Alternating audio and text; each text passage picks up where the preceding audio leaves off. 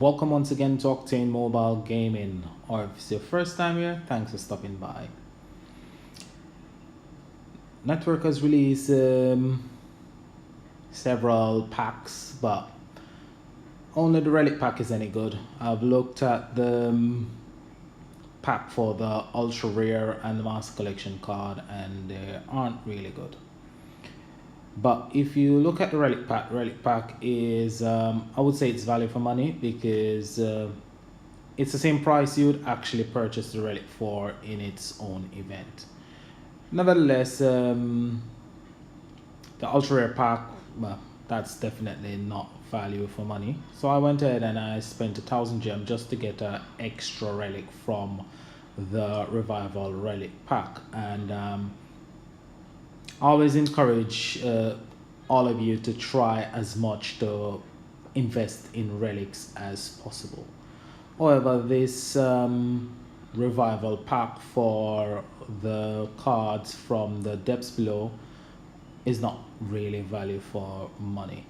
If you're looking for a master collection card from depths below or the ultra rare from the depths below, you'll have to spend, I think it's almost 9,000 gems, which for a card that is, I would say it's quite old, and there will be other cards for Commander event that will come out quite soon. The current deck is it's powerful as a whole, as a deck, a complete deck. It's quite powerful, but the cards are not very diverse like the cards that we had for the last Fire Slayer event or the last Commander event. The cards that we got, especially the support card for the last Commander event, was quite good. It was quite effective and it was very diverse. This deck, however, is quite good as a complete deck because a few of the cards are dependent on others. For example, the Master Collection card and the event cards are dependent on the support card and the Ultra Rare. The Ultimate Form, however, it's a standalone card which it produces whatever it needs for itself. The Ultra Rare is quite good as well, but the support card doesn't really do much apart from providing the overflow for the Master Collection card and the event card. Apart from that, it hasn't got much use. In this event, I didn't manage to get much from the event. I only got 2 of the support cards, and the decks that I've been using are mostly Slayer decks. They're mostly cards from the previous Water Slayer event and from the Honor of Ice Slayer event.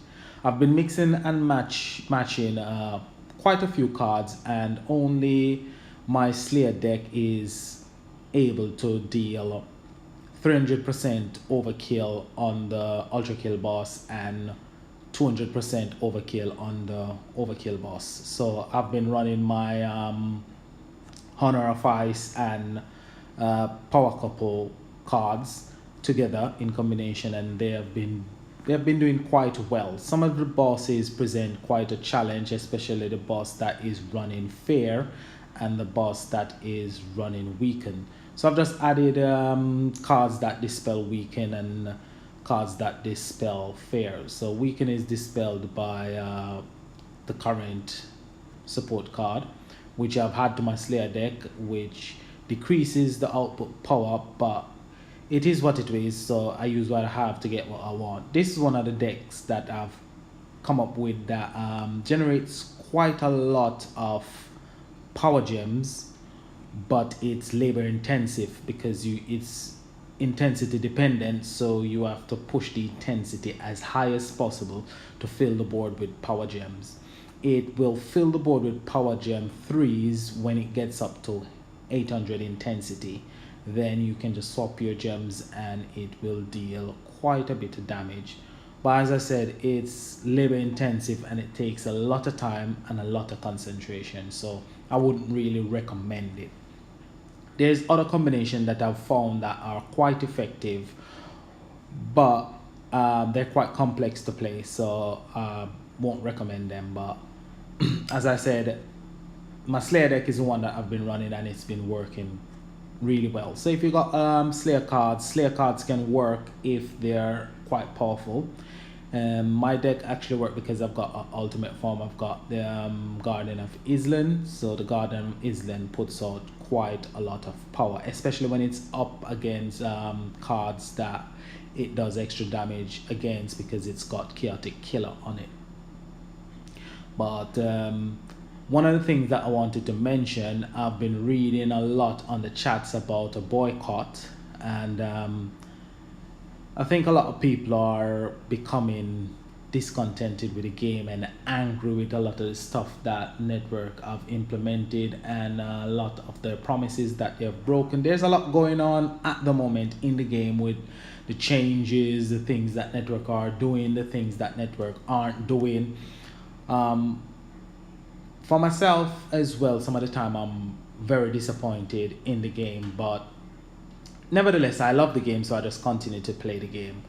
When it comes to spending, I've got VIP, and I thought about canceling my VIP quite a few times, but I'm just gonna see how the game goes for the next month or two, and if there isn't a lot of changes, positive changes in the game, I'm gonna cancel my VIP as a protest, really.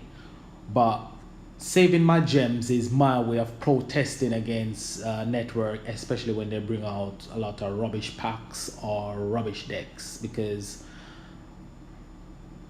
it doesn't matter how much gems I've got, the Master Collection Revival pack that they keep on bringing out, I think it's ridiculous, absolutely ridiculous. I'm not gonna even think about spending my gems on anything like that. I don't think it's value for money, so I'm not spending my money on that. And when it comes to certain decks, I'm not gonna invest my gems in those decks as well, because that's just my way of protesting against a lot of the things that network are doing. When they bring out something good, I will use my gems. When they bring out rubbish, I won't use my gems. I will just play the game and use what I've got.